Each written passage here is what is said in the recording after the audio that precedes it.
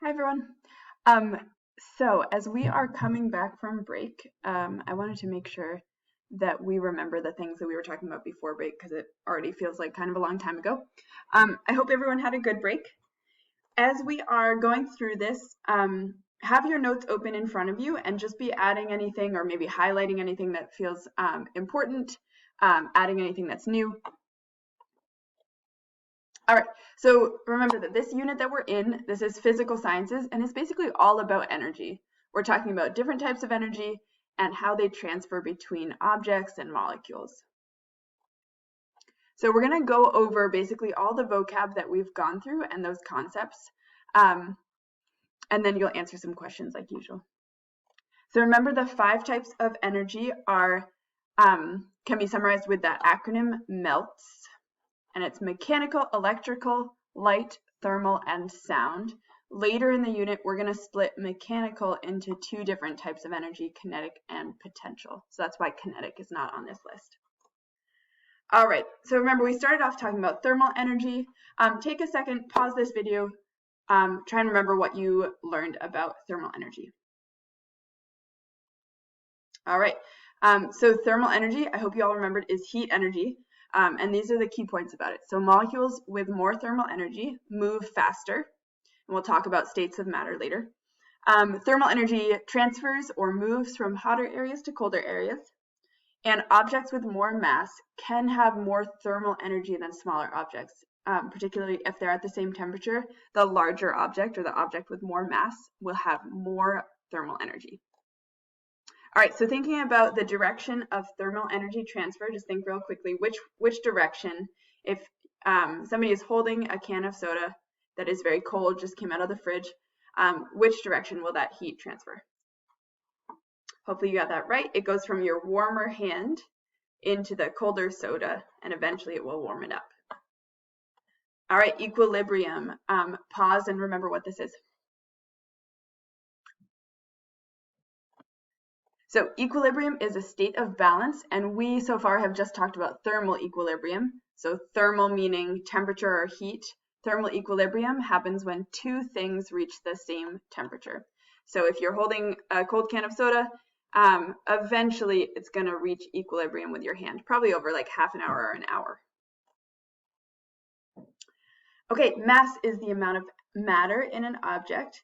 And mass impacts how much thermal and kinetic energy objects have. So remember, larger objects will have more thermal energy, and we'll get into kinetic energy a little bit more later in this unit. All right, and this is really the key point. I wanted to go over this because it was one of the questions on the quiz, and it seemed like we had a little bit of a challenge answering that open response question about this. So objects with more mass change temperature more slowly. That means in both directions. So objects with more mass heat up more slowly, and objects with more mass cool down more slowly. So it goes in both directions. If I have a small cup of water here that's at the that's warm, and I have a water bottle that's full and warm, this smaller one will cool down more quickly. The same thing goes if I'm trying to heat something up. If I have a small pot of water and a large pot of water, the small pot of water is going to heat up more quickly. So it goes in both directions. Always the thing with more mass will change temperature more slowly. All right, just a quick quiz here. Which one of these has more mass? So this is a little bit tricky because this is measuring milliliters, which I don't want us to confuse with mass. Milliliters, this ml, that's a volume. So this one has more volume and this one has less volume. But since they're both the same thing, those are both beakers of water, we know that the thing with more volume has more mass in this case. All right, kinetic energy. Remember, this is the energy of movement. Objects or molecules moving faster have more kinetic energy. And again, we'll get into the mass piece a little bit more later. All right, so because these 2 horses are about the same mass, let's say they're the same mass, which one of them has more kinetic energy? The horse that's in the race or the horse that is being walked by this dog? And the answer here would be this horse in the race. This one's moving much faster, and because they're the same mass, that means this horse has more kinetic energy. All right, temperature. You guys know like an approximation of what temperature is when you go outside. It's a cold temperature right now because it's winter. But remember that a more technical definition that we are using for temperature is that it's the average kinetic energy of the molecules in whatever object you're measuring. So if the molecules in the object are moving faster, that's going to have a higher temperature. All right, atoms. These are the basic unit of all matter. They make up everything around us. And down here are a couple of examples of different types of atoms. There are a lot more than are listed here, though. Molecules are groups of connected atoms. There are tons and tons of different combinations of atoms that make up different molecules. And again, some examples down here. An oxygen molecule, this is 2 atoms of oxygen connected together to make 1 molecule. A water molecule, you guys might have seen H2O. That's because this is 1 hydrogen atom and 2 oxygen atoms, the blue ones. Together, those combine to make H2O, or a water molecule. And this is a bunch of salt molecules together. All right, last thing to go over here, states of matter, gas, liquid, and solid. And remember, plasma is also a state of matter that we're not really talking about right now. The key point here is that substances change state when they lose or gain thermal energy. So remember, molecules will move faster if they're getting warmer, if that thermal energy is increasing. They get faster, they have more kinetic energy, they eventually change state. So if I were to heat some water on my stove over here, that starts as a liquid. Those molecules are moving a little bit since they're liquid molecules.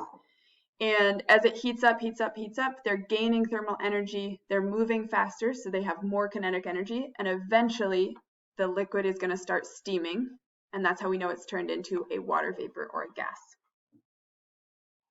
Okay, so let's go over a couple of those examples again. Pause to give yourself a time to think of the answers to each of these things.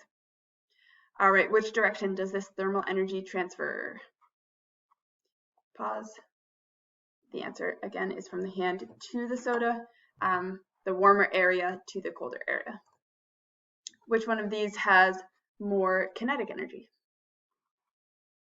The answer here is the faster one because these are the same mass. Which has the higher temperature here? This is a trick question. These are the same temperature. They're both 90 degrees Celsius. If we were to ask which has more thermal energy, it would be the larger one, the thing with more mass, because they are the same temperature. All right, which one of these has more mass? The answer here.